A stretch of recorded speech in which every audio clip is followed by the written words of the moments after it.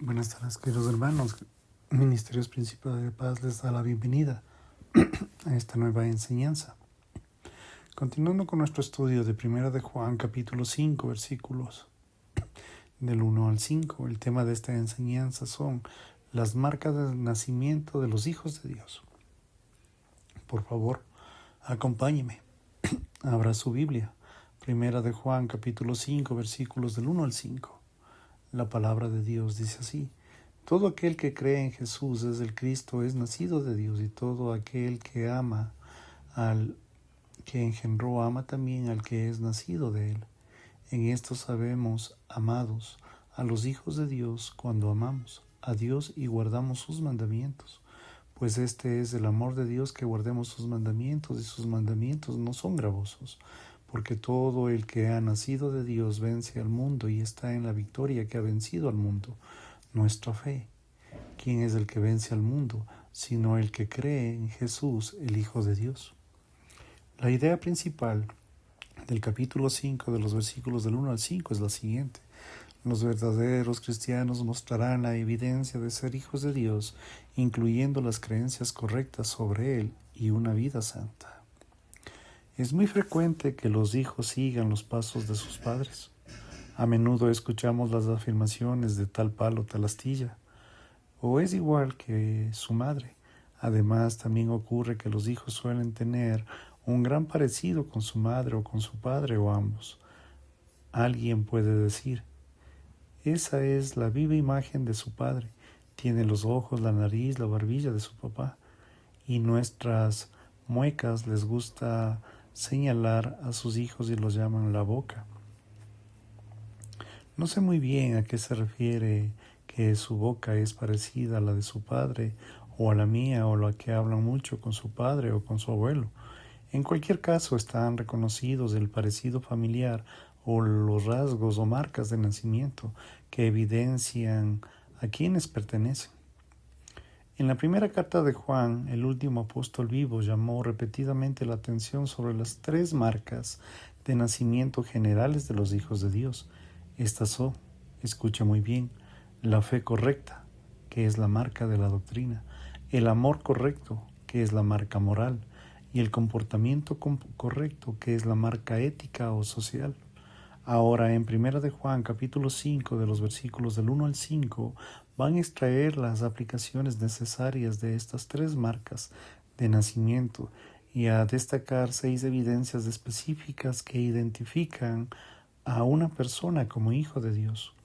Juan quiere que los verdaderos creyentes tengan la seguridad de que son hijos de Dios, y es plenamente consistente de los engañadores espirituales en su entorno que podrían plantear grandes preguntas y sembrar dudas. El apóstol quiere que los creyentes tengan una sólida seguridad de que han nacido de nuevo, que pertenecen a Jesús y que pueden disfrutar ahora mismo del don de la vida eterna. Se dice que las evidencias de un nuevo nacimiento podrían reducirse a 2, la fe y el amor. Creo que tiene razón, y aquí vemos cómo el apóstol Juan desarrolla esta idea para asegurarse de que somos parte de la familia de Dios. Por favor, revise conmigo el capítulo 5, el versículo número 1. Una vez más, Juan planea la cuestión doctrinal o cristológica. Se nos recuerda que el verdadero cristiano siempre vuelve a Jesús, quien es Él, y lo que cree sobre Él. El apóstol comienza y termina esta sección con una afirmación cristológica, los versículos 1 y 5. Me parece fascinante que cierre el texto con una confesión de 2 partes del apóstol Pedro. De Mateo 6:16, tú eres el Mesías, el Hijo del Dios viviente. En 1 de Juan capítulo 5, versículo 1, debemos creer que Jesús es el Mesías, el Cristo. En el versículo 5 debemos confesarlo como el Hijo de Dios. Juan comienza con las palabras que lo incluye todo aquel. Nadie está excluido. Todos deben recibir y articular la declaración siguiente de la palabra cree. Habrá una acción continua, una idea que todos están creyendo. Adrian Rogers dijo muy bien: La seguridad de mi salvación no proviene del hecho que haya confiado en Cristo, sino de que estoy confiado en Cristo para mi salvación. ¿Y qué debemos creer? Debemos creer que nuestro Señor Jesús, el Mesías, el Cristo, debemos creer, confiar en la verdad, que Jesús de Nazaret es el Mesías, es el Cristo, es el Libertador, esperado y prometido. Tal confesión es una marca de nacimiento de que hemos nacido de Dios y que somos sus hijos. El pastor y predicador londinense Charles Spurgeon desarrolla las implicaciones teológicas de esta confesión de fe, que sólo él podría hacerlo, y dice: la fe a la persona se recibe en el texto que descansa evidentemente en una persona, en Jesús. Quien cree en Jesús es el Cristo que ha nacido de Dios. No se trata de creer en una doctrina, ni en una opinión, ni en una fórmula, sino que cree en una persona. Traduzca las palabras. ¿Quién cree que Jesús es Cristo? ¿Y qué le dirán así? El que cree que es el Salvador, es el ungido, ha nacido de Dios. ¿Qué significa? Jesús es el Cristo o Jesús es el ungido. Primero, que Él es el profeta. Segundo lugar, que Él es el sacerdote. Tercer lugar, que es el rey de la iglesia. Pues en estos tres sentidos, Él es el ungido. Ahora entonces puedo hacerles una pregunta. Creo que hoy que Jesús es el gran profeta ungido para Dios para revelar el camino de la salvación. Lo acepto como mi maestro y admito que Él tiene palabras de la vida eterna. Y si creo así, obedeceré su evangelio y poseeré la vida eterna. Acepto que en Él sea desde ahora el revelador de Dios y en mi alma, el mensajero del pacto de un profeta ungido del Altísimo, pero Él está bien, un sacerdote. Ahora bien, un sacerdote es ordenado de entre los hombres para ofrecer sacrificios. Creo firmemente que Jesús fue ordenado para ofrecer su único sacrificio por los pecados de la humanidad, por medio del cual, presentado una sola vez, ha terminado la expiación, habiendo presentado una completa. Acepto su expiación como hecha por mí, y recibo su muerte como una expiación sobre la cual descansa mi esperanza del perdón de todas mis transgresiones. Creo de hecho que Jesús es el único sacerdote propiciador y acepto para que Él actúe como sacerdote en mí. Si es así, entonces he creído en parte de que Jesús es el ungido, pero Él también es Rey, y deseo saber si poseo esa fe correcta. Debo preguntarme además, ¿es Jesús que ahora está exaltado en el cielo, que una vez sangró en la cruz, es el Rey para mí? ¿Y su ley es para mí? Deseo enterarme, someterme a su gobierno. Odio lo que Él odia y amo lo que Él ama. Vivo para alabarlo. Deseo como súbdito leal que venga a su reino y que haga su voluntad en la tierra como en el cielo. Queridos hermanos, si puedo decir de corazón con seriedad, acepto a Jesucristo de Nazaret para que sea profeta, sacerdote y rey para mí, porque Dios lo ha ungido para ejercer estos tres oficios, y en cada uno de estos tres caracteres confío sin reservas en Él. Entonces, querido hermano, ten una fe de los elegidos de Dios, pues está escrito: el que cree que Jesús es el Cristo ha nacido de Dios. Por favor, revisemos conmigo los versículos del 1 y 4. Juan aludiría el nuevo nacimiento 3 veces en estos versículos. Es un tema que comenzó en el capítulo 2, versículo 29, y que se completa en el capítulo 5, verso 18. No cabe duda de que tomó la idea de Juan en Juan capítulo 3, donde dijo al líder religioso Nicodemo: en verdad te digo, el que no nace de nuevo no puede ver el reino de Dios. Juan 3:3. En estos versículos Juan hace 3 observaciones sobre el nuevo nacimiento y las evidencias relacionadas con este. Por favor, preste mucha atención. En primer lugar, quienes han nacido de Dios dan testimonio de su nuevo nacimiento, confesando que Jesús es el Mesías, versículo 1. Segundo, Quienes han nacido de Dios dan testimonio de su nuevo nacimiento al amar al Padre, al Hijo y a sus hijos. Versículo 1. Tercero, aquellos que han nacido de nuevo dan testimonio acerca de su nuevo nacimiento al vencer continuamente al mundo. Versículo 4. Ser nacido de Dios es una marca de nacimiento bíblica o descripción de un cristiano. También se designa en las Escrituras como nacer de nuevo o nacer de lo alto. Juan 3.3, Juan 3.7, Primera de Pedro 1.23 y la regeneración, Tito 3.5. No es una experiencia opcional o secundaria para un hijo de Dios. Es esencial e incíntrica. Jesús dijo en Juan 3.7, tiene que nacer de nuevo. Ser cristiano es nacer de nuevo o nacer de Dios. Si usted no ha nacido de nuevo, no es un cristiano. Sin embargo, si simplemente confía en Jesús como su Mesías y cree que Él es el mismísimo Hijo de Dios que vino a la vida que usted debería haber vivido, que no pudo, que murió en la cruz para que usted debería haber muerto, pero que ahora no tiene que hacerlo, y fue resucitado entre los muertos para darle la salvación que usted no merece. Si usted experimentará la obra sobrenatural del Dios en el nuevo nacimiento, nacer de Dios y crecer en Jesús están entrelazados en la Biblia y no pueden separarse. Nacer de Dios se refiere a la obra divina de la transformación de nuestros corazones. Creer en Jesús se refiere a la respuesta humana cuando escuchamos, creemos en el Evangelio. En este nuevo nacimiento, Dios no solo le da un nuevo nombre, le da una nueva naturaleza, la misma de Dios al entrar a su familia. Jesús no vino a morir cruelmente en una cruz para hacernos personas más amables y simpáticas. Vino para transformarnos de forma dramática, personal, radical y eterna, y para hacernos personas nuevas. Mediante el nuevo nacimiento en el área que se realiza es tan gloriosa su obra. Por lo tanto, usted debe nacer de nuevo. ¿Ha experimentado usted el nuevo nacimiento? Esa es una pregunta que cada uno de ustedes la puede responder ya con el conocimiento de causa hasta este momento.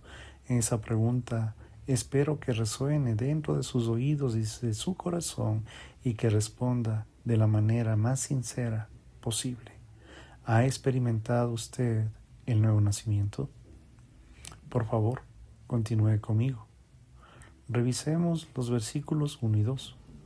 A la excelencia doctrinal una vez fue audaz, el fervor del evangelizador y una mano generosa son cosas buenas. Sin embargo, no son los que a Dios le importa. Lo que Él desea más bien es cualquier otra cosa que le amemos. Sin amor a Dios, incluso las cosas buenas que hacemos no tienen ningún valor para sus ojos. En estos dos versículos vemos que nuestro amor por Dios es multidimensional. Fluye hacia el Padre, pero luego sus corrientes se ramifican en varias direcciones. La palabra amor aparece 30 veces en Primera de Juan, capítulo 4:7 al capítulo 5:3. Aquí aparece 5 veces en los versículos del 1 al 3. El nuevo nacimiento, la regeneración, nos lleva a una relación con Dios como Padre. Este Padre nos amó primero y ahora nosotros le amamos. Juan 4:19.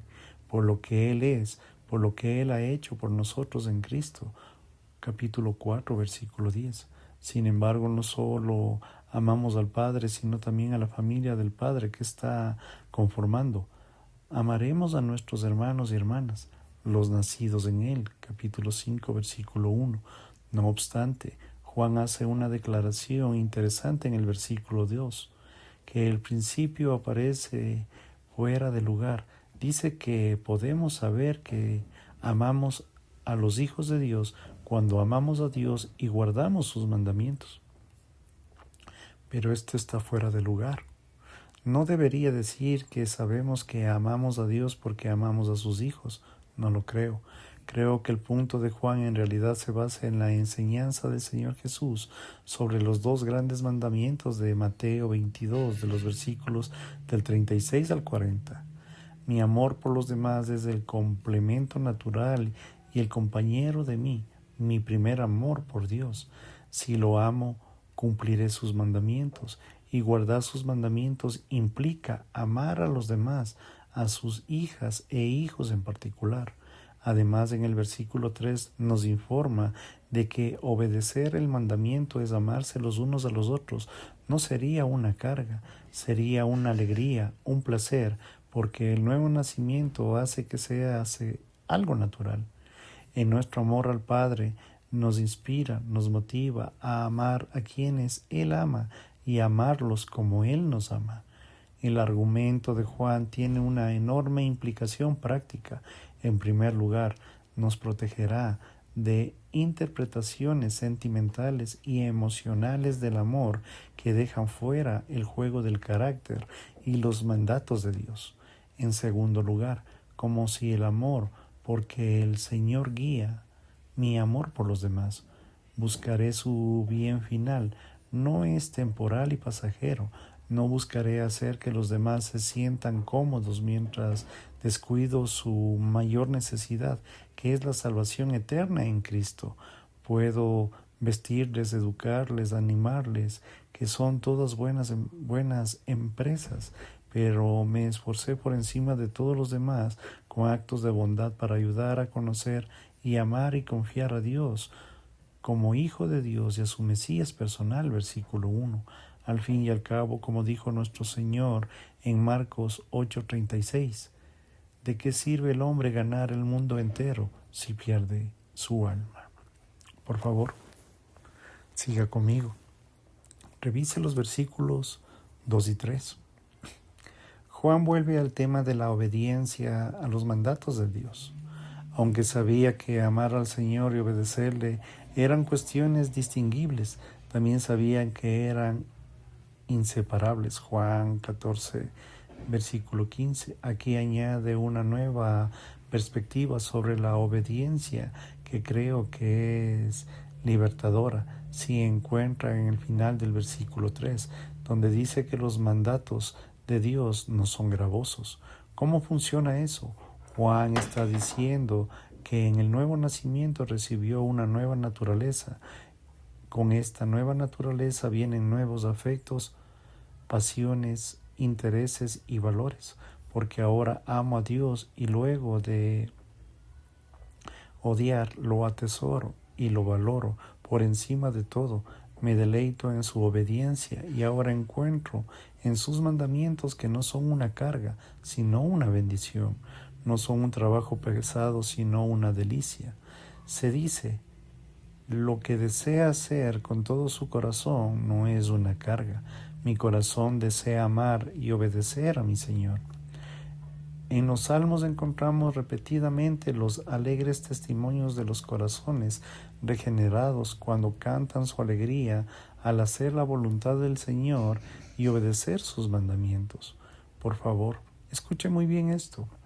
Bienaventurado el hombre que no anda en compañía de malvados, ni se deleita en hablar con pecadores, ni se sienta a conversar con blasfemos, que por el contrario se deleita en la ley del Señor, de día y de noche medita en ella. Salmo capítulo 1, versículos 1 y 2. El amor proporciona el motivo para obedecer los mandamientos de la ley, pero la ley proporciona una dirección específica para ejercer el amor. Amar a Dios correctamente, por lo tanto, no es solo un comportamiento externo y una obediencia exterior, es el anhelo de hacer la voluntad desde el corazón, por gratitud evangélica, por lo que Él es y por lo que ha hecho por cada uno de nosotros en su amado Hijo, el Señor Jesús. No es una obediencia del tipo que tengo que es una obediencia del modo que yo quiero. Por favor, revise conmigo el versículo número 4. El tema del versículo 4 queda muy claro en la repetición de la palabra vencer. Tanto vencer como victoria proviene de la misma palabra griega Nike, que es también el nombre de la diosa griega de la victoria, la velocidad y la firmeza.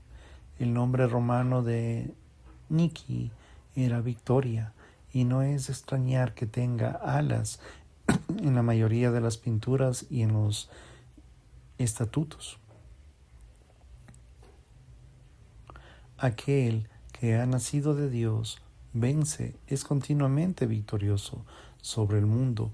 Esta es una marca de la autenticidad de los hijos de Dios. Juan proporcionó una descripción del mundo 3 veces en el versículo 4 y 5. En primera de Juan 2:16, el cual caracteriza por el trío de la concupiscencia de la carne y la concupiscencia de los ojos y de la soberbia del propio estilo de vida. Aquí, además del amor, señala otra arma espiritual que nos otorga la victoria sobre las armas del mundo en nuestras batallas espirituales. Esta es nuestra fe salvadora hacia nuestro Señor Jesucristo. Me encanta ese hermoso equilibrio que vemos cuando Juan une un nuevo nacimiento, la obra soberana de Dios, con nuestra fe, la responsabilidad humana. Intentamos unir todo esto por medio de un nuevo nacimiento, versículos 1 y 4, que está unido a nuestra fe en nuestro Señor Jesús, el Mesías, versículo 1, y el Hijo de Dios, versículo 5. Se rompe el poder de los deseos y de las aspiraciones del mundo y obtenemos la victoria sobre ellos. El mundo ya no es mi pasión, es Dios. Los deseos y las atracciones pecaminosas ya no son hermosas, Dios en su voluntad lo son. Los vencedores por medio del nuevo nacimiento y de la fe en Cristo ya no son consumidos por los que no tienen los deseos de la carne ni de los ojos, ni por los que tienen el orgullo de ese estilo de vida. Capítulo 2, versículo 16. Ese hechizo se ha roto, los grilletes han sido soltados, las vendas han sido quitadas. Ya no anhelamos ni amamos las cosas, más bien son nuevos afectos santos. Anhelamos y amamos a Dios. En el nuevo nacimiento hace todo esto posible y la fe nos da el ojo para poderlos mirar. Para poder entender muy bien todo esto, por favor escuche. La fe ve que Jesús es mejor. Por eso es la fe que vence al mundo. El mundo nos tiene esclavizados por el poder de los deseos, pero ahora nuestros ojos han sido abiertos por el nuevo nacimiento para ver la superioridad de los deseos de Jesús. Jesús es el mejor de los deseos de la carne, es el mejor de los deseos de los ojos, es el mejor de las riquezas que nos estrangulan con su codicia y con su orgullo. Marcos 4:19. La regeneración. Jesús es realmente superior a la fe y a la victoria que vence al mundo. La fe estaba en el principio, está hoy con nosotros y lo estará hasta el final. Es una marca de nacimiento distintiva y única de los verdaderos hijos de Dios. Por favor, siga conmigo. Versículo 5. Tomo prestadas las palabras de Adrian Rogers que dijo: la fe en la fe es solo un pensamiento positivo, pero la fe en Jesús es la salvación. Juan concluye su argumento y nos hace volver al inicio, a Jesús. En el versículo 1, quienes lo confiesan como el Mesías dan evidencia de que han nacido de Dios. Ahora en el versículo 5, quienes creen que Jesús es el Hijo de Dios comprenden que con este compromiso de fe es el medio por el cual obtienen la victoria de vencer al mundo. Hijo de Dios es un título importante para Jesús. Es la Biblia. Nos informa que es más que un hombre, también es del Señor. Es el Dios hombre y su nombre, Jesús, lo identifica como hombre. Hijo de Dios lo identifica como Dios. Tiene tanto la naturaleza de la humanidad como la de Jesús y la naturaleza de Dios como su Hijo. Procede de que Dios es Dios y el Hijo eterno que siempre ha existido y siempre existirá como la segunda persona del Dios Trino. La marca de nacimiento de un hijo de Dios es creer que Jesús es el único Hijo de Dios. Este creer, esta fe, es una vez en particular y perseverante. Jesús y solo Él es el objeto de esta confesión de fe. Tal confesión es continua y permanente. Creer es un verbo, es un tiempo presente que señala una acción continua. No se trata de haber creído una única vez, sino por toda la vida. Es una creencia personal e individual. Nadie más puede creer por mí, ni usted. Usted debe creer en las buenas noticias del Evangelio por sí mismo. Debe confiar en nuestro Señor Jesucristo, el Hijo de Dios, por usted mismo. En pocas palabras, la salvación es individual. En pocas palabras, este amor que Dios nos ha dado nos identifica como hijos de Dios para poder llevar las buenas nuevas a cada uno de los hijos de la fe, para poder llegar, para poder tener esa seguridad absoluta. Es la marca del amor que está en cada uno de nosotros. Pero vuelvo y repito, para que no cause confusión, todas estas marcas, todo lo que nosotros miramos, todo lo que nosotros vemos, es específicamente para los que son hijos de Dios. Y para ser hijo de Dios tiene que guardar sus mandamientos y nacer de nuevo y vivir en santidad. Ya hemos hablado, ya hemos visto en abundancia cuáles son las características y los requisitos que debe cumplir el verdadero Hijo de Dios. Con esto es que guardamos sus mandamientos, vivimos en la luz y vivimos en santidad. Y los que no hacen eso son los hijos del diablo. Por favor, no confunda las cosas. Por favor, entienda muy bien lo que dice la palabra de Dios aquí, las características para los hijos de Dios. El amor de Dios está en ellos. Juan 3:36 dice, el que cree en el Hijo tiene la vida eterna, pero el que no obedece al Hijo no verá la vida, sino que la ira de Dios permanecerá sobre él. Por lo tanto, le insto, le suplico, incluso le ruego, elija a Jesús, elija la vida. No solo será su mejor vida ahora, sino la mejor vida desde hoy y para siempre. La conclusión. En la Catedral de Lübeck es un edificio eclesiástico luterano que empezó a construirse en el año 1173 y terminó en el año 1230. Es una de las partes. Hay una famosa inscripción escrita. Por favor, escuche muy bien todo esto. Me llamáis maestro y no me obedecéis. Me llamáis luz, pero no me veis. Me llamáis camino, pero no me camináis. Me llamáis vida, pero no me la deseáis. Me llamáis sabio y no me seguís. Me llamas hermoso y no me amáis. Me llamas rico y no me pedís. Me llamas eterno y no me buscáis. Me llamas lleno de gracia y no confías en mí. Me llamas noble y no me servís. Me llamas poderoso y no me honráis. Me llamas justo y no me teméis. Si os condeno, no me culpéis. Le tengo buenas noticias. Jesús verdaderamente todas estas cosas y más. Él no quiere condenarle. Él en realidad, él ya experimentó su condena por usted y cuando murió como sacrificio expiatorio por los pecados. Capítulo 2:2, capítulo 4:10. Él tiene algo mucho mejor para usted, para la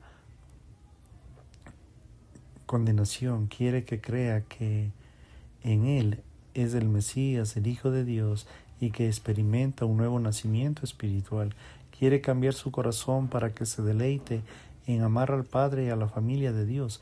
Él quiere encenderle con mucho amor por la gloria para que desee guardar sus mandamientos. Quiere llenarle de fe para que supere el obstáculo de las tentaciones en el mundo le lanza. Esto es lo que el Hijo de Dios quiere para usted.